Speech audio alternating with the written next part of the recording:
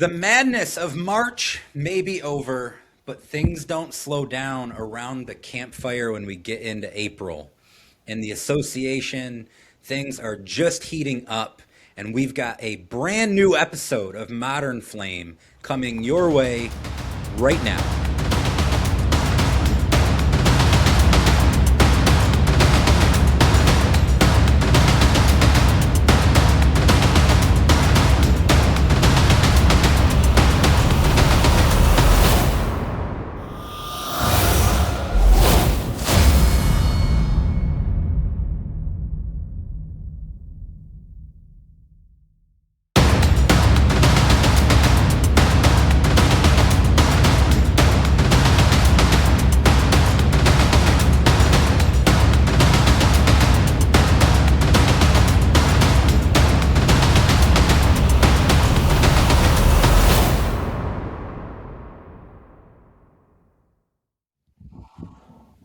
Crushed it. One take. Crushed it. So Modern Flame, we haven't done one of these in a while. We had earmarked wanting to talk a little college after the tournament wrapped up. We want to do some NBA award stuff. We're gonna have coming your way later in this episode. Um, we are 4 days away from the end of the NBA regular season. Mm-hmm. That snuck up on me. I feel like that happens every year. I don't know if that's the case for you, or when March Madness is going on, you're just kind of consumed by that, and you're still watching NBA. Like I've watched a bunch of NBA as the tournament's been going on, but I don't know. Like you get to the end of March Madness, and the Masters Yeah. commercials start up, and then you look at the standings, and you're like, oh my God, they have 3 games left. Yeah.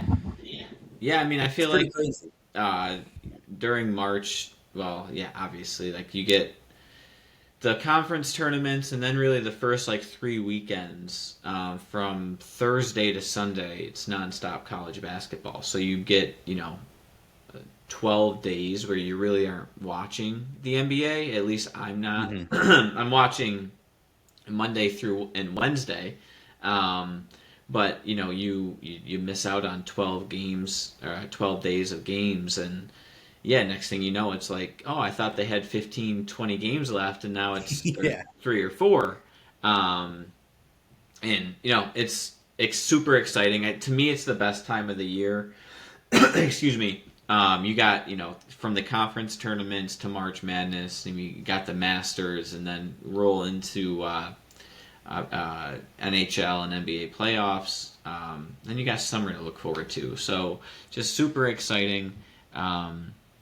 But Do you still do hockey playoffs? I remember for like no, when the Sabres were good, Chachi was really into yeah, them. my I brother remember was that. really into it in like '08. I never not into the puck. But respect to those who do. I think the Sabres are pretty good again. I think they're in the playoffs. I know that. I saw Yeah. that. A lot of people were talking about that. That's all I got. I don't know one player on their team. Ryan Miller might be still in net. I don't know. We'll see. Man, he's But having a hell of a long career if he is. That'd be yeah, very so impressive. it's either him or Dominic Hasek, and he started, I think, in the '80s, so it can't be him. Um, but no, I mean it's great sport. Month, couple months. Super excited for it. And I thought March was delivered. I thought we didn't necessarily get like a Cinderella. I don't think I could really remember like one player kind of going out and shining like we've gotten before with like the Stephs and the Jimmers. But Iowa did have a good run, and Bennett was solid. So you could kind of pick him as your guy. Um, but overall, it was an excellent month.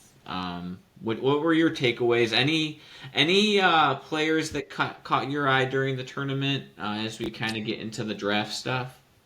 Well, I tell you what, you mentioned one of them, Bennett Sturts, who kind of went into the tournament maybe like just outside of the lottery. Yeah. I still don't know if he'll be a lottery pick. What I do know is a smart team is going to pick him. And even if he ever only ends up being a backup point guard, he is going to be a damn good backup point guard. I was so impressed with just the way he manages a team. Mm-hmm. Like there was a stat after their first 3 games where he had played 120 minutes every minute of every game, their first 3, and had 1 turnover. Yep. And the ball is in his hands so much. To me, I was just like, okay, at the very least, he's going to be TJ McConnell. Yeah, I think he only had 0 fouls too, I believe, in that. So, yeah, it was something crazy like that. 1 turnover, 0 fouls, played every minute. 120 minutes or something like that. Yeah, right now, actually, he is projected in one of the mocks. There's multiple, but the Bleacher Report mock has him going 27 to Boston. And it's like, that would be a absolute perfect fit. It would be not good for the rest of the league. But it makes it be perfect, and that would be. It is going to be a team like Boston or San Antonio or Oklahoma City or somebody that just always does the right shit in the draft. Yep. Who picks them, and it's immediately going to feel like, oh my god, they did it again. Yep. Yep. Like just chalk that up right now. And you know there are guys with much higher upside. Like I said, he might only end up being a backup point guard, but he is at the very least going to be a damn good backup point guard who can organize your offense, handle a bigger workload if you need him to. I really liked watching him. I loved that Iowa run. But yeah, you're right. There really wasn't a Cinderella. Even like, it's kind of unfortunate, but the big name guys at the top of the draft didn't have a prolonged stay in the tournament. You had Debansa lose round 1. Boozer's kind of the only one. They make it to the Elite 8. Yep. Peterson's out round 2. Caleb Wilson. I say Debanso was out round 1. Debanso was out round 2. I messed that up. No, I think it was round 1. He lost to Texas first game. You're right. They did. Yeah. It was Texas' second game because they were in the play-in. But yeah, he loses in Peterson obviously lost to UConn. Or I'm sorry, St. John's. Yep. Yeah. St. John's. Then Caleb Wilson doesn't play. Acuff makes the Sweet 16. I mean, I guess you could say like Wagler makes the Final Four. For Arizona, it's like Braden Burries. Koa Pete is going to be probably near the lottery, maybe just outside. But was there anyone? I'll just ask you the same question you asked me. Was there anyone who before the tournament you weren't necessarily keeping an eye on, but from what you saw in the tournament, you're impressed by it and now wondering like what they could look like in the NBA? Yeah, so I always lump in the conference tournaments too. And to me, the person that jumped out was Darius Acuff Jr. They played Duke earlier in the year, so I was able to watch him. And at that point, I wasn't, super familiar with him, to be very honest. Like, they played in November. They played on Thanksgiving. So it was very early in the year. Mm-hmm. And they literally couldn't stop him. Anytime Caden Boozer was on him, he was grilling him. And it was impressive. And then I didn't really follow him that much, but in the SEC tournament, he just completely dominated. And it started to kind of pique my interest, and I was like, where is he on the draft boards? And honestly, I'm hoping that somehow he falls to Dallas. That's I would love that to be the pair. He caught my eye. That was the guy that was like jumped off the screen at me. And then there are a couple other ones like I thought the um, Barry is it Barry Burries Braden Braden Burries? Burries. I don't know if it's berries, burries. They, Yeah, I I'm said sorry. burries. We'll just say Braden. Double Braden B. Double B, yeah, BB. He's just a super big guard who I think is going to translate. And then another guy that kind of is interesting to me is Adar Mara from Michigan. Um, right now, he's projected to go to the Thunder at 15. Um, and like, I just feel like That if he feels like a goes steal. there, like he might have some success, and he's got some skill. He's 7'3", a rim protector, but I think there's more there in the offensive bag than what he showed at Michigan. He steps right into that Hartenstein role Yep, for Thunder if they pick him. yep. Yeah, that feels like a perfect fit for them. Um, yeah, Acuff was one of the guys for me where I had seen him sporadically throughout the year, and then SEC tournament, it felt like he put it all together. I picked them to go to the Final Four. I think you picked them to win the title, Yep. which I respected the swing. I couldn't quite get there. I had Michigan beating them in the Final Four. But Acuff, who does he remind you of? Because there have been a lot of comps that I've seen for him, and I feel like there are like bits and pieces of a bunch of guys. But is there anyone in particular that you watch him and you're like, I've seen that before? Maybe this is a swing, but like old school Jason Kidd, like, like, Mm. New Jersey Nets, or even more like Phoenix Jason Kidd.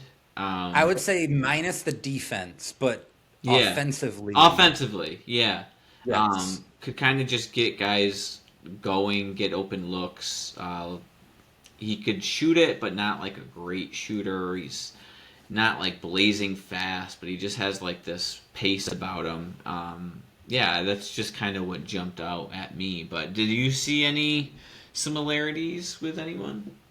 So the two that I keep coming back to is Chris Paul and Derrick Rose, like a hybrid Mm-hmm. of those two, where he's not quite as athletic as Rose, but there's just like some burst that he has in the open court Yep. that feels very Rose at Memphis-ish to me. Mm-hmm.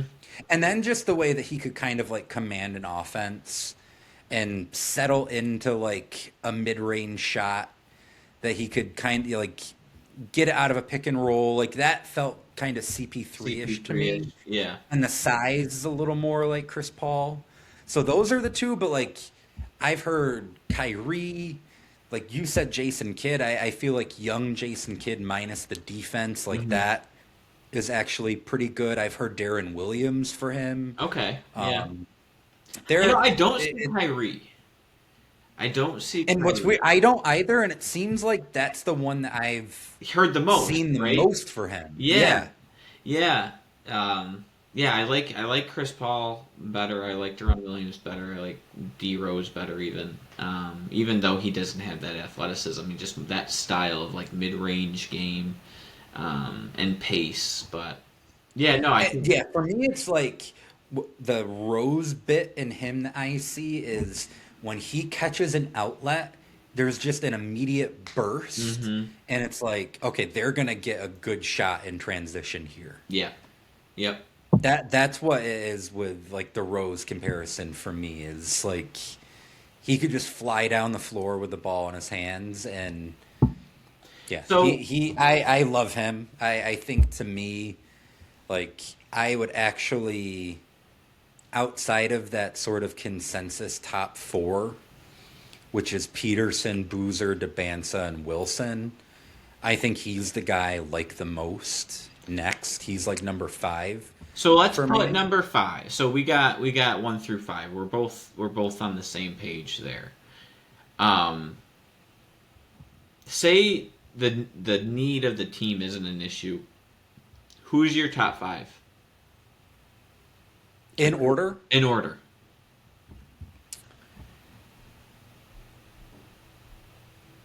I would go I would go Debanza one, and I feel pretty comfortable with that, and I felt pretty comfortable with that all year.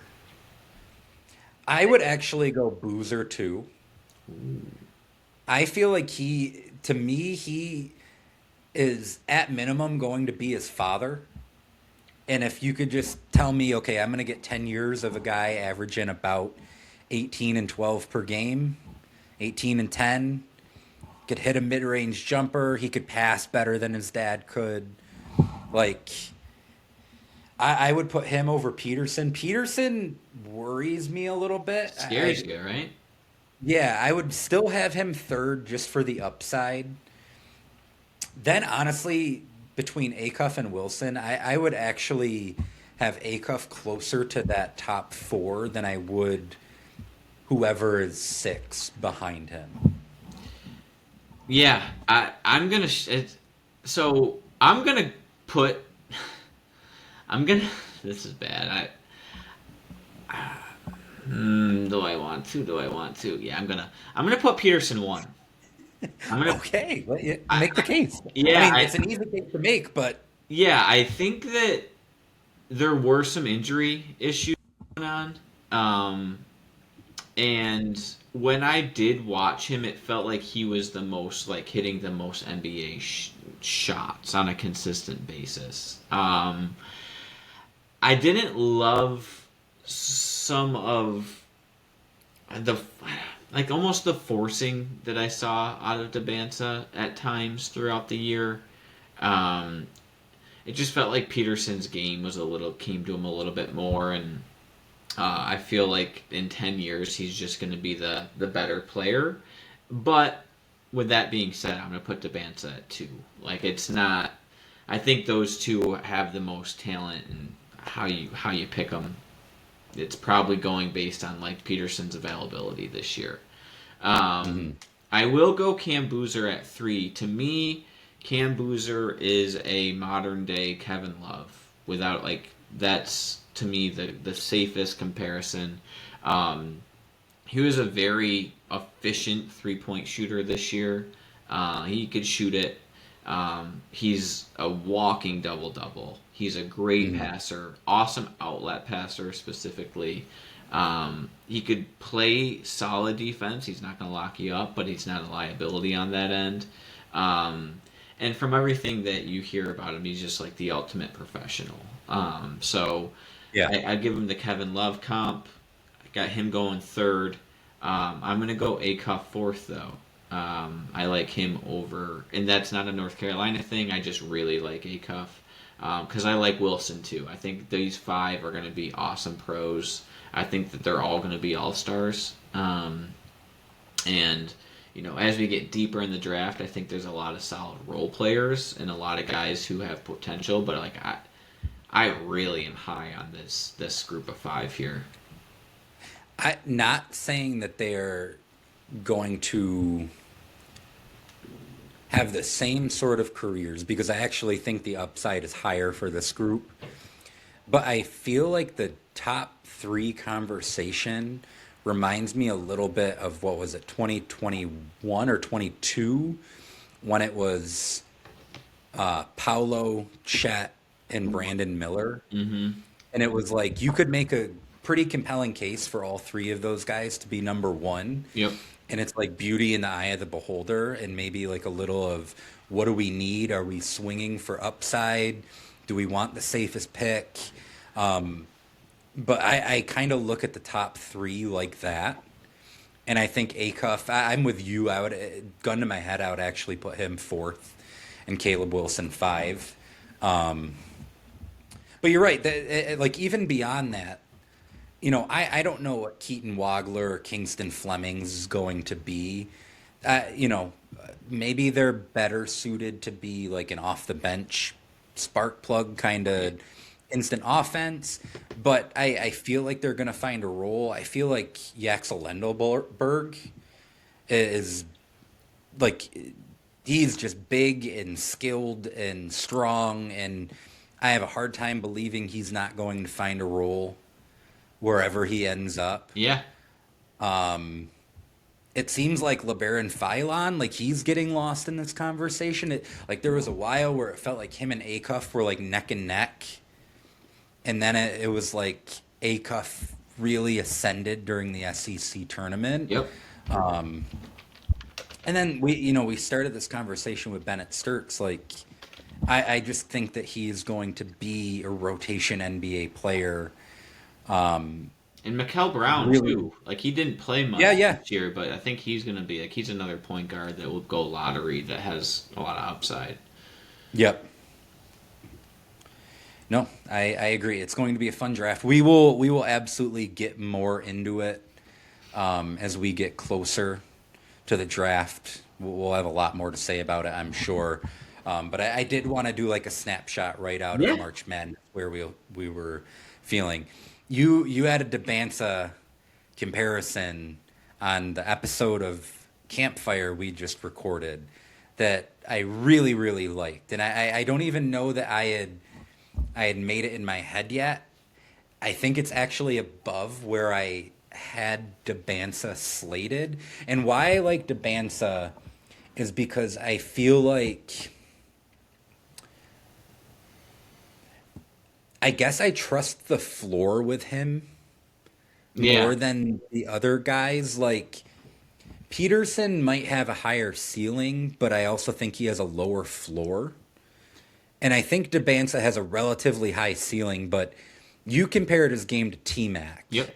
And if he could reach that T-Mac level, then like Yeah. I'm all in on AJ Debanza. Yeah. Oh, If absolutely. that is as high as he can ascend, because T-Mac was just a brilliant offensive player. Absolutely. And I do see, that type of length, that type of like kind of loose handle, but you got control of it. A little bit of a streak shooter. But could kind of score in a lot of different ways, and ultimately, like that's what he is. He's a scorer. Um, and this is one thing I do hate with the draft is like we make these comparisons to these Hall of Famers, and at no point am I trying to say like, oh, he's gonna be as good as Tracy McGrady. No, I'm No. just saying like that's what his style of play looks like to me. So I wanted to say that before I said that to me, Darren Peterson's style of play almost represents like a Kobe. Um, and that's where like to me the ceiling is just a little bit higher, but like you are Sure. probably right. The floor is definitely to me higher for Debanza, and maybe that's why you picked Debanza first. Just make I the th- case. I think it is. Yeah.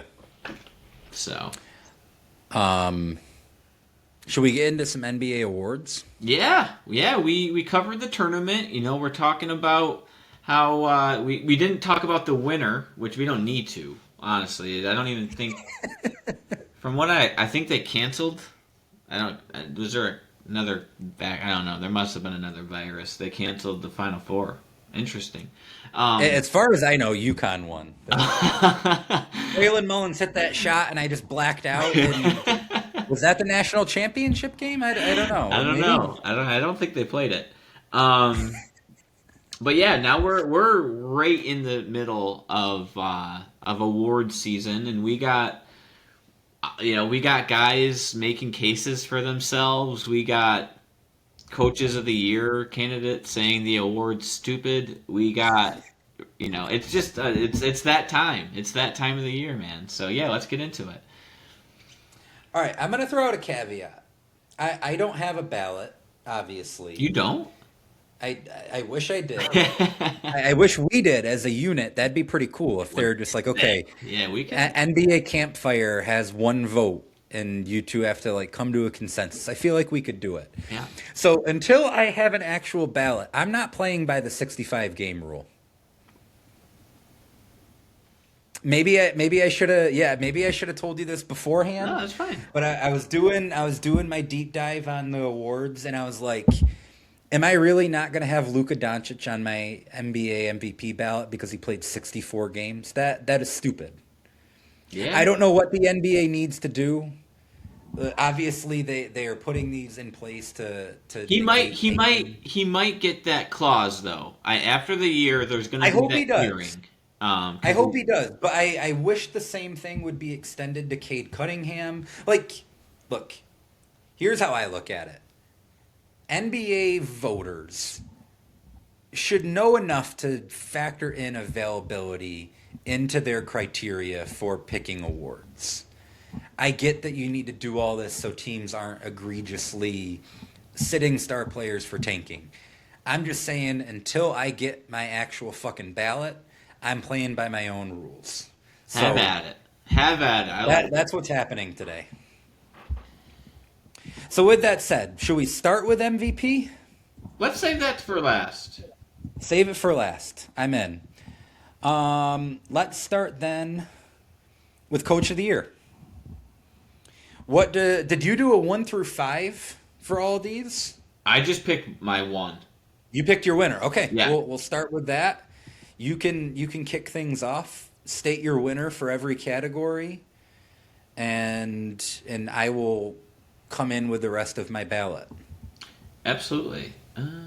So I am going to go with Joe Mazzulla as the coach of the year. I think that there are a couple that you could make the case. JB, certainly. I think that Mitch Johnson, even the Spurs coach, like I think that that should be something that gets talked about. Like, I mean, So let's talk about it because the top three on my ballot: Joe Mazzulla, Mitch Johnson, JB Bickerstaff. there we go. We're in That's lockstep. my top three. I filled out the rest with Jordan Ott in Phoenix, Charles Lee in Charlotte. But go ahead. I interrupted you. No, I mean, you got a team that has never made the playoffs before, or specifically this group of guys in San Antonio. He's a very new coach. I mean, he kind of just got thrown into the position last year right Hmm. before the season started. Um, and the way that they play, it's the eye test to me. Their defensive scheme is amazing, and he obviously has a cheat code in Wemby, but he takes full advantage of it. And I think that he's going to keep tweaking with what they do, and very interested to see like what he does in the playoffs against certain matchups. Um, but ultimately, going into this year, I thought that this was a complete perfect gap year for the Celtics. I thought they were, from everything they were doing, I thought they were going to offload a bunch of contracts, get out of the tax, which they did. They kind of did. They Yeah, that's the did. thing. And they were going to, take the year off or maybe kind of just let Jalen Brown go to work and finish maybe play in. I thought they would make the playoffs. I didn't think that they weren't going to make the playoffs in the East, but I certainly didn't expect them to be a 2 seed and probably the favorite to come out of the East, I would think at this point. I think Vegas favorite, they are. Um, it's truly incredible. It's funny, he is the coach who said that he thinks the award is stupid. After he said that, I was like, I want to listen to his award speech. So I hope he wins. He's also the coach who like showed his team video of like killer whales hunting baby seals. You remember that story? He Like also he is played the very media in a 5-on-5 game. He made the yeah, media play. he's very out of the box. He was my pick too. I was not as high on Boston going into the year as you were. I did not have them in the playoffs, and boy, do I feel like a fool for that being the case. Obviously, Jalen Brown has a lot to do with that. Yeah, Guys like Derek White and Peyton Pritchard have a lot to do with that. The emergence of someone like Neemias Queta, huge. who is gonna be in the most improved player running coming up here in a second. Um, so yeah, I had Missoula one. Like I said, Mitch Johnson two. This is a very weird thing about San Antonio, and it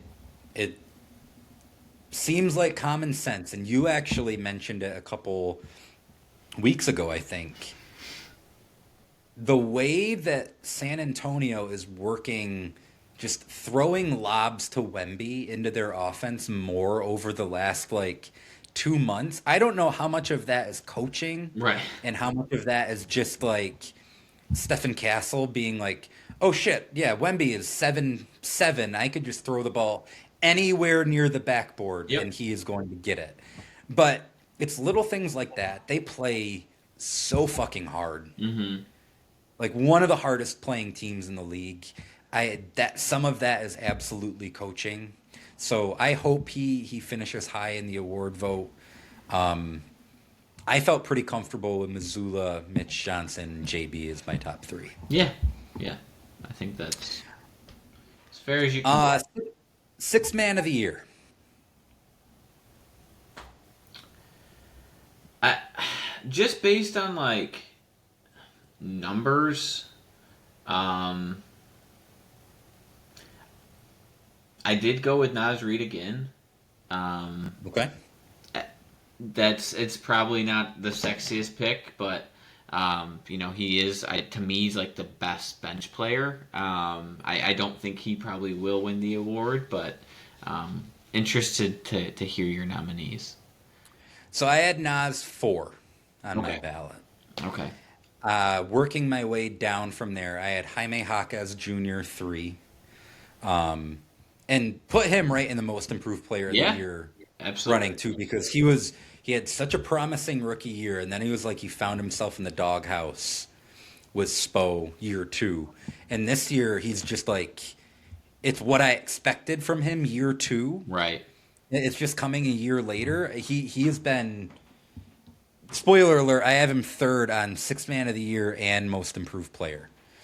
Um, Two, Tim Hardaway Jr. It just seems like every time I watch a Nuggets game, he is hitting a barrage of 3s in a Hmm. stretch when they have guys from the bench on the floor, and they've really needed him for Yeah. how up and down Cam Johnson has been this year. And then number one, I had Keldon Johnson, which it's going to be a trend of Spurs players here.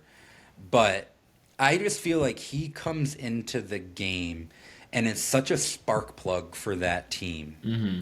They don't lose anything when he comes onto the floor. You can scale him up and down. He could play two, he could play four. He works with Wemby. You could play him without Wemby on the floor. Hmm. Um, the shooting is up. I just love everything he brings to the table for them. He's a guy who he I think he's the longest tenured He is. Spur on the He team. is. Um, and just the fact that they have hung on to him as they've reworked this roster to get it right, like not including him in the Deere and Fox trade. Uh, Giving him minutes instead of Sohan when it seemed like the Spurs were almost a little more invested in Sohan for a little bit there. But I just love his presence. I love his energy. He's a pop guy. Um, Like yeah. Yep. Pop brought him to the Olympics. Like Yeah. he's a Yeah. pop guy.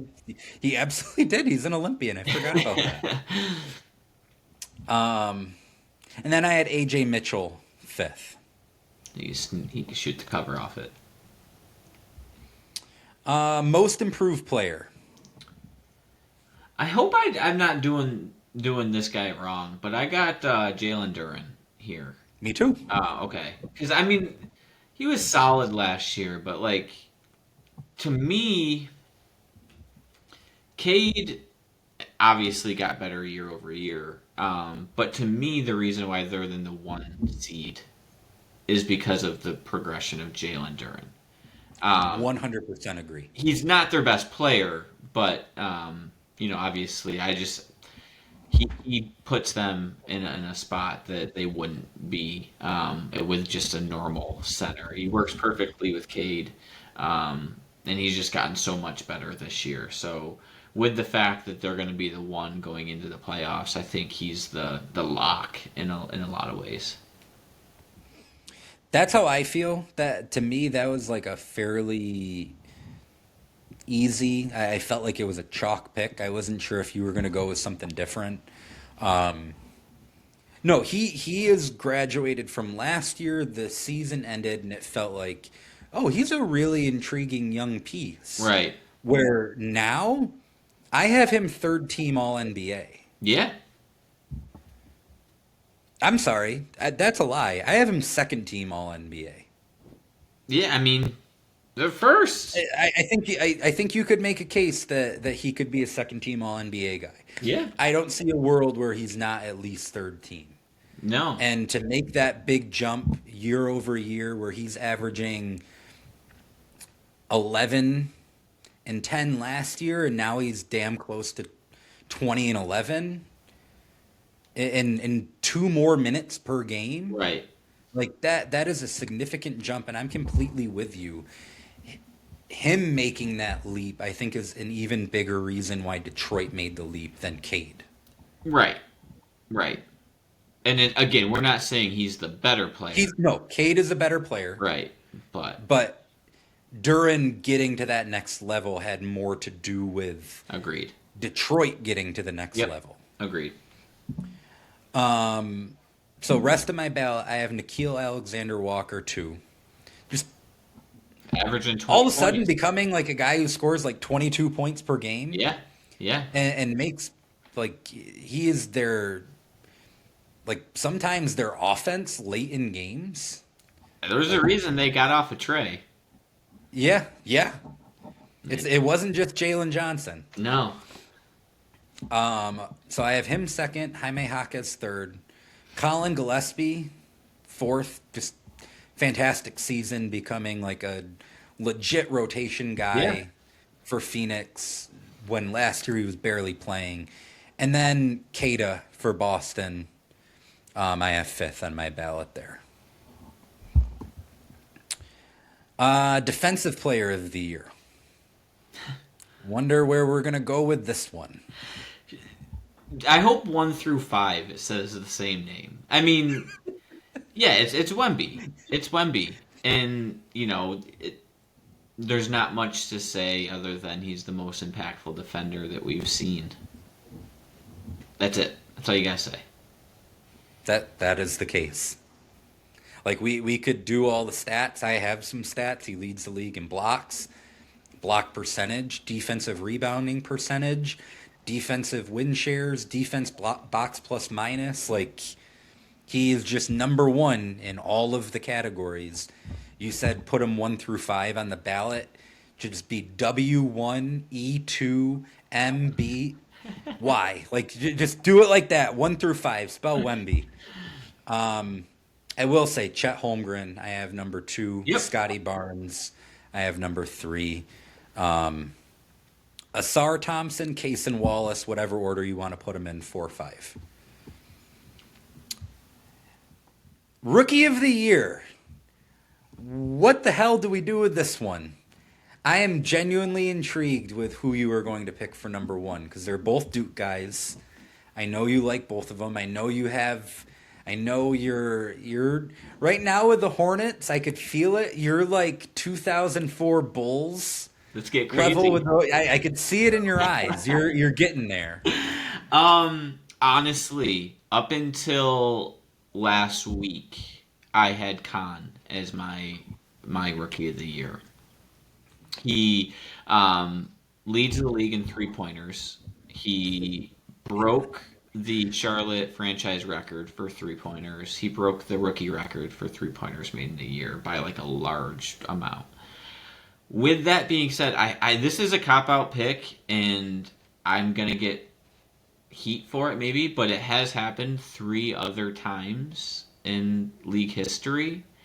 Cooper in the last week has had a 51-point game and then a 46 8-8, I think, or something like that game. I think they're going to give him co-rookie of the years. I really do. I sincerely think that they're going to give them co-rookie of the years because there's no way you cannot give Con Knipple the rookie of the year with the fact that he's leading the league in 3-pointers and he's just buried the rookie record. But Cooper has been everything as advertised, and you know he is going to be a absolute superstar as soon as maybe next year. So again, it happened in 99, 2000.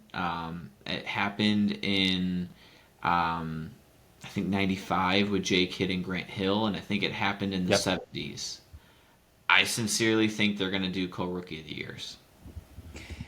So in a just world, I completely agree with you.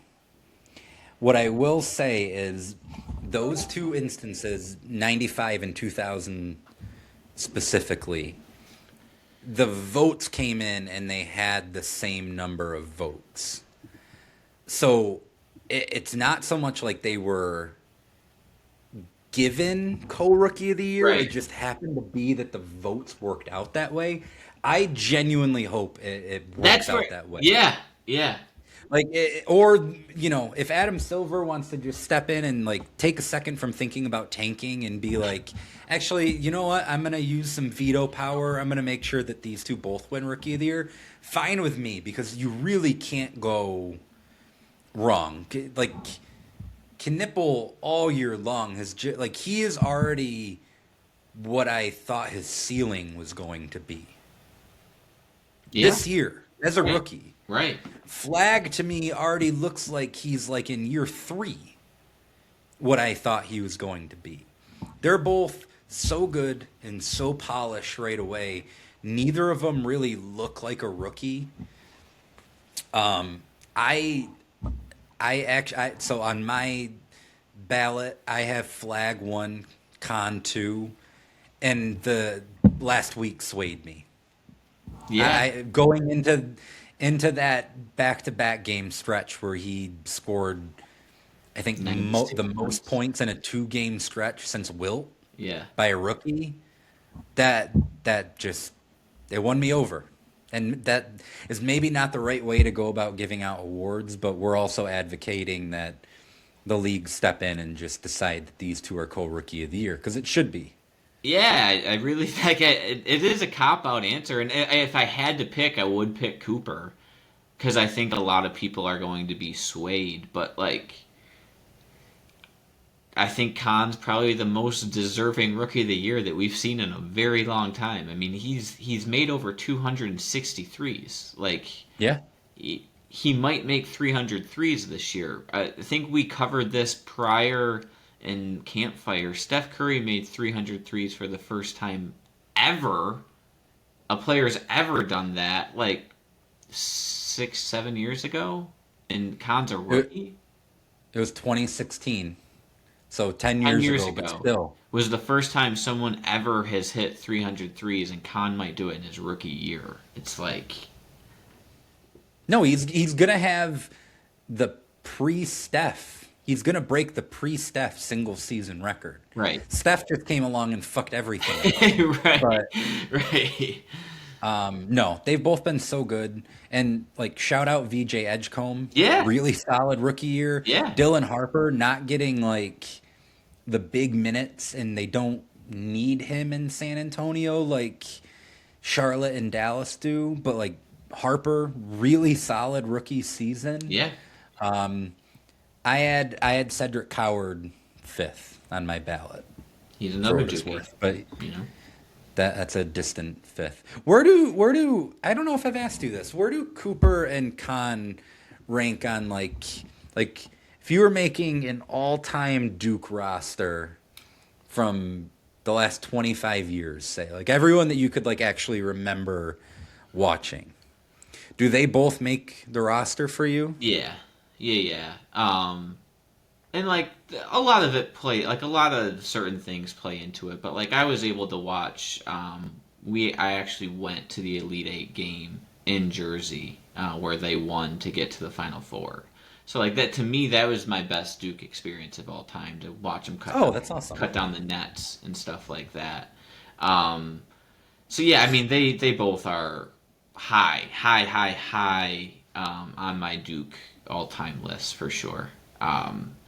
That would be a roster though. Like I could have like 40 guys on that roster. So That to me feels like a summer campfire project to yeah, maybe work on. for sure. Okay, last but not least, MVP, the big one. Yeah, so I have stayed pat on Wemby for a very long time, and I feel bad, but I'm finally going to get off the Wemby highway, and I'm gonna hit the SGA exit. I just think, and that's not me. That's more just who I think is going to win. With the fact that I do think OKC clinches the one. SGA's been just fantastic all year long. He's had a bunch of MVP moments. Like there was that game against Denver where he hit the back-to-back shots. Hmm. So he's done everything that he needs to do to win MVP, and he's just such a winning player. Um, with that being said, I think Wemby is right on his heels. I think this might be the last, maybe the last time we see someone else besides Wemby get it in quite a while. But I can't go against Shai right now. So I have been covering the NBA in some capacity for like 15 years now. And to me, this is the single most difficult MVP vote of that whole time. Yeah. Um, I like I have Luca fourth on my ballot, and like I said, I'm saying fuck you to the 65 games. The fact that he's averaging 33, 8-8 for a 50-win Lakers team, and I can't even conceive putting him above four is just insane. Yeah. So I have him four. I have Jalen Brown five. Just all year long, rock steady, averaging career high in points. Really like taking it upon himself to become the guy in Boston with Tatum out. Uh huh. So that's five and four. I have Jokic three, which we did a Modern Flame episode, I think in November, December, where it looked like he was cruising to an MVP in what was potentially going to be the greatest offensive season we've ever seen. The greatest Just season of all time. yeah, He was on pace sure, for. yeah, Yeah. yes. And for what it's worth, his numbers haven't really dipped considerably since that time. He is third by no fault of his own. I have Shea two, and I would give it to Wemby, and I don't know if I'm doing that in part because I picked him before the year, so I want it to be right. But I just I think that he is the best player in the league, and I do truly think he is the most valuable So because let me ask you, and I'm sorry to interrupt. Do you think he is the best player in the league, or I'm sorry, do you think he deserves to win MVP, or do you actually think he's going to win MVP? I don't think he's going to win Okay, MVP. that's why I I think chose SGA because I'm I with think you. Shea is going to win. Okay, This is just my ballot. What I would vote if I were a voter.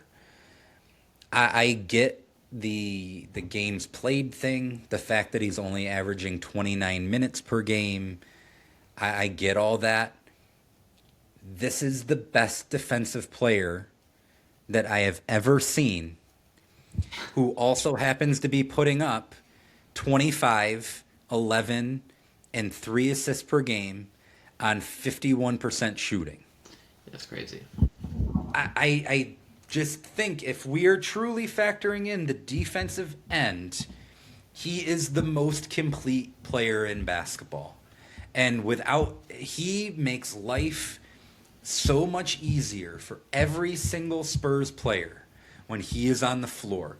No matter if he is involved in the offensive set, if he's just standing in the corner doing nothing, if he is on the weak side of the floor and you're guarding somebody on the opposite side, knowing that you have him one big stride away, like I I think he just does the most of any player in the league, and that is to take nothing away from SGA, who is in the midst of a run that is on par with MJ and Kobe and Dwayne Wade and Jerry West and every fucking elite guard that we have seen.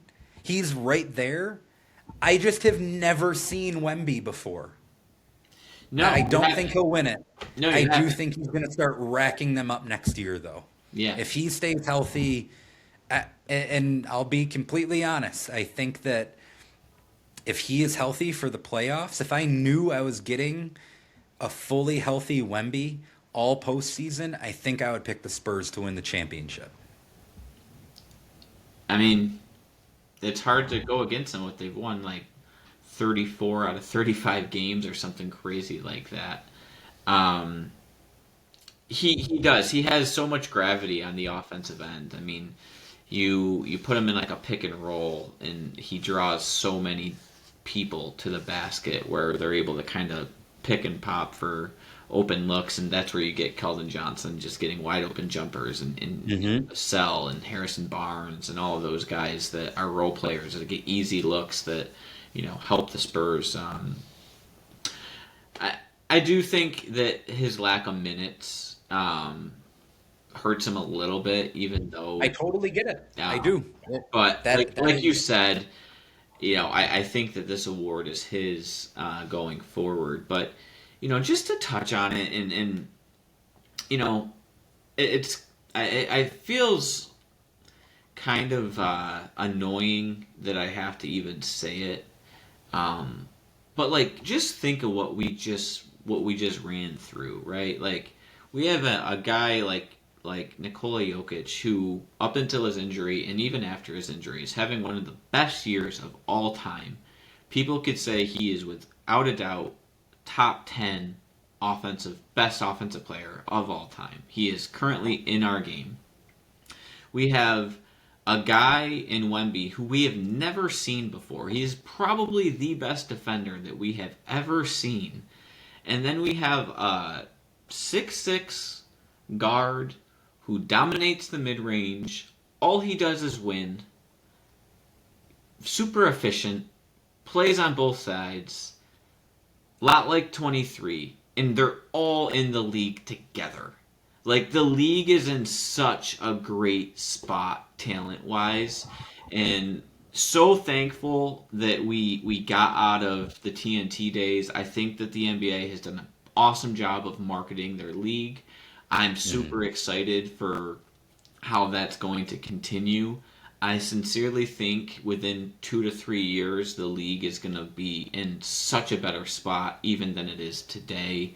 I'm just so excited for where they're going, for the players that they have in the league, and the media. Like, and I don't want to ruin it here, but like you watch the college basketball coverage, and it's the Turner Sports crew, and they don't know the game because they don't watch it, so they just talk, and it turns people away. And you listen to a generation of folks who the first thing they'll say about LeBron is like, well, he started the load management. No, he didn't. Like, no, he never did that. No, he didn't. Stop listening to Charles Barkley. Like, you're just listening to guys who don't watch the sport. So I'm so happy that the NBA pivoted off of that, and we're going to be in such a better spot in a couple of years. We already are in a better spot. the future of the league is just. And here's the really crazy thing about it: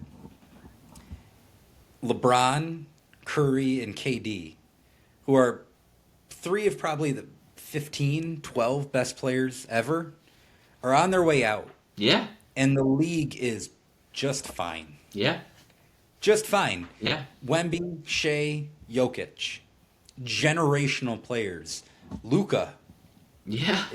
Like, let's just keep going down the line. Cooper Flag. Jalen Brown, Jason Tatum, Donovan Mitchell, Ant Edwards, And Cade Edwards. Cunningham, Yeah. Tyrese Maxey, Cooper, and Khan. Like, it is an embarrassment of riches. it's so much fun to be an NBA fan, and you're absolutely right. The fact that we finally have people in the media now who are covering the game for NBA fans and not for the people who are getting their news about the league on First Take Hmm. and it only inside the NBA. Like people who actually care and watch and appreciate, like this is the absolute class of players that we deserve for this generation. Yep. And my God, if we, I don't know if I'm going to survive the playoffs if we get 7 games of Jokic Wemby like we did the other day. Right. Did you watch that It was game? amazing. It was amazing. That was basketball nirvana. Yeah. That was like, my head exploded watching that. I don't even know, like I don't know what happened in the UConn Final Four game after that. They beat Illinois. I don't remember a thing about it because I was still thinking about Wemby and Jokic hitting the Sambor shuffle with like in over like it blew my mind. Watch, I just need 7 games of those two at some point going head to head Yep. with Shai and Chet and the Thunder juggernaut on the other end waiting for them. Yeah. It's fucking great, and I'm Yep. so happy that we're here. I'm happy that we're going to be covering it. We're going to dial up Modern Flame once we get the playoffs rolling. Um, and anything else to cap this off before we head out? No, we'll see how the end of the year rolls on. Hopefully, we don't get any more injuries. But super excited to cover the playoffs. Likewise, buddy. All right, we have a new episode of Campfire coming out Friday. We have our season 1 finale of Campfire coming out next Friday, the day before the NBA playoffs begin. We'll have some Modern Flame to go over playoff matchups. We'll be coming at you sporadically throughout the postseason, reacting to what we've been watching. Vin, buckle up, my man. Bring the marshmallows. Bring a fucking helmet, because we get more Wemby Jokic, your mind's going to be blown. That's right. It's here. It's here.